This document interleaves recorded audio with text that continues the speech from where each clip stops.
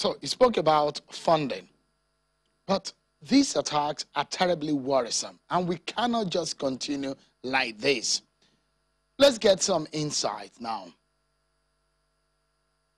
This time from a retired police officer who understands intelligence and strategy, spent so many years in the Nigerian police before he retired. Former Commissioner of Police Emmanuel Ojukwu, who also spoke at some point for the Nigerian Police Force. He joins us from our Abuja studio.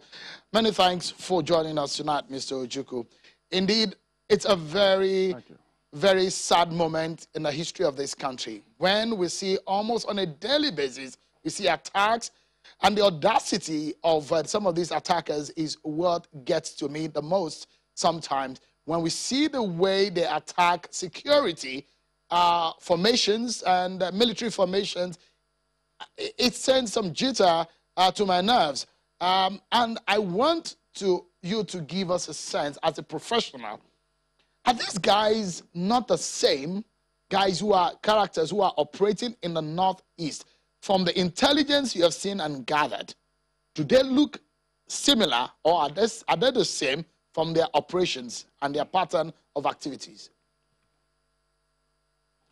Well, thank you for having me. First is to state that the spate of attacks is quite disturbing, quite worrisome. It makes somebody's heart move to his mouth immediately. It puts the nation under siege. There's so much panic, so much fear of crime. They don't speak well for this nation and our image, economy, and socio-economic activities. But then again, the actors in these dastardly acts, we need to know who they are. And the onus lies on our intelligence organizations, on our security organizations, law enforcement organizations to identify who is doing this.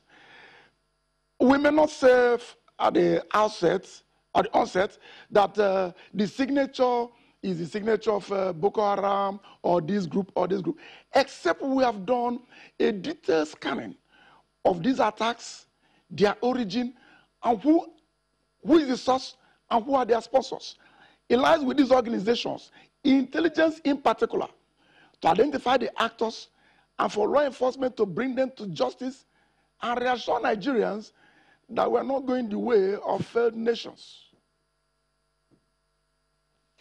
So let's break it down for our viewers to understand. I mean, up to now, Boko Haram insurgents still go on motorbikes.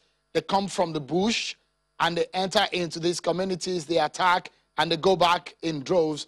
And from some of the reports that we have, these are some of the ways these bandits, they're called, are operating. And so that's the reason why I asked the question, are these similar to the insurgents, the Boko Haram elements, or the USWAP, or the faction of USWAP that are operating in the northeastern region of the country? Yes, as you and I well know, there are many terror organizations operating in this country. You mentioned Boko Haram, ISWAP, Ansaru, and the rest of them that have been named, recognized, named, and against whom the agencies, security agencies, are fighting a terrible battle for the past 10 years now. We've been on it. I may not be able to say whether the signature is that of Boko Haram or whoever. Whoever is doing that is putting Nigeria under siege and causing disharmony. It lies with the security agencies to identify who is doing this, not just identify, bring them to book, and to restore sanity, wellness, order, and good governance for this country. I don't know who is doing what. It lies with these agencies to name them, get them arrested, get them prosecuted, and reassure Nigerians that we are not a lawless society. We are not a place anybody can do wrong, roughshod over us, do whatever he likes with impunity and get away with it. You mentioned their audacity. It is shameful they will operate for hours, no reprisal attacks, no arrests made. They don't suffer casualties. We suffer casualties. It is actually a shame and it's quite disturbing. We need to up the ante, put our hands together. I do believe that the security agency, the chiefs, the service chiefs of the military, the police, the intelligence agencies, they should sit together amongst themselves and tell themselves the truth and decipher how to get about this thing. Because Nigeria puts a lot of hope in them. I know they will not disappoint us. They should look inward and think critically about this solution.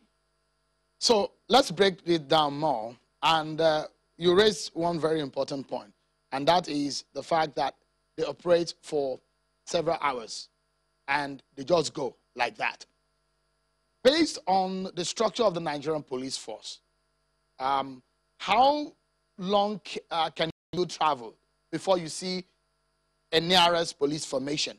So I'm saying this, and I'm thinking that if you are operating as a criminal, you know that you probably would have traveled at a certain distance before you are being checked. And so we know that there is a commissioner of police in a state. There are DPOs at different police units, and every local government will have its own formation. So in that sense, how long can you probably travel in the interior part of this country, especially in the northern region, before you are being checked by a police formation or security agents? Now, there are about 7,000 police locations in Nigeria, and Nigerian landmass is quite enormous. The police are thinly spread. You may have in a command 4,000 men, 5,000 men, in an area command 300 men, as the case may be. Now, the spacing between police formation, between police formations varies according to the landmass, the area of jurisdiction that they are policing. And then again, the topography of the area, then again, the crime pattern in the area. Up north, you may not find many police locations along the roads, but you find a lot of that in the east, in the south, southeast, southwest, and Nigerians are complaining there are too many police locations along the roads. Now, what the many IGs have done has been to locate highway patrolmen at certain portions of the road. They should stand by the road and wait for distress calls. Should there be any untoward incident, they will be being motorized, they will be able to move to the location, deal with the matter, and report back to base. If they require to call a reinforcement, they will do so. But the problem is that the police know where they are, the criminals know where the police are, but the police does not know where the criminals are and where they are coming from. The criminals live within our people, they live within societies, they are fed, they have families here, they have their informants, and they have their collaborators. So it requires it devolves on Nigerians to pick their phone, either by SMS or by call the nearest police station. I noted this movement toward this area, and police will act. They are not magicians, and because they are exposed, they become easy targets because they are wearing uniform, their location you know, somebody is moving by a vehicle and opens fire on policemen, kills a good number of them, and nobody says hello to them, to their families. There are issues. So it behoves on Nigerians who are the victims, who are suffering this insurgency, this banditry, these kidnaps, and these attacks, to collaborate, to give information to the police, other security agencies, when they notice any untoward movement.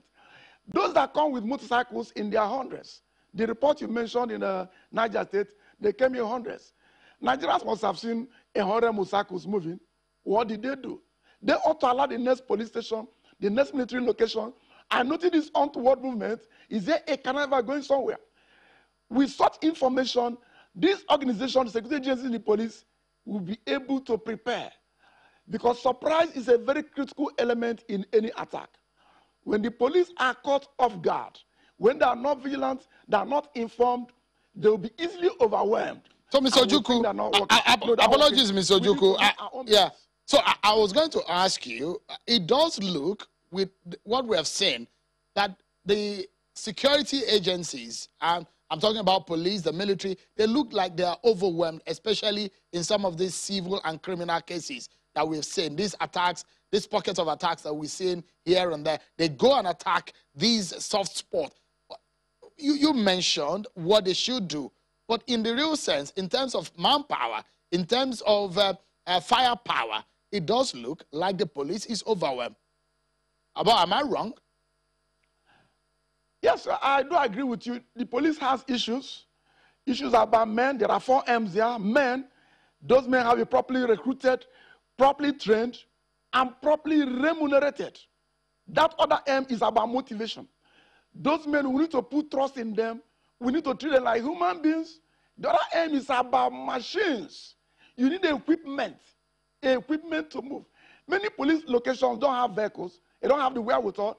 And that's why Nigerians have agreed to have a police trust fund to bridge the gap, to come as an intervention fund.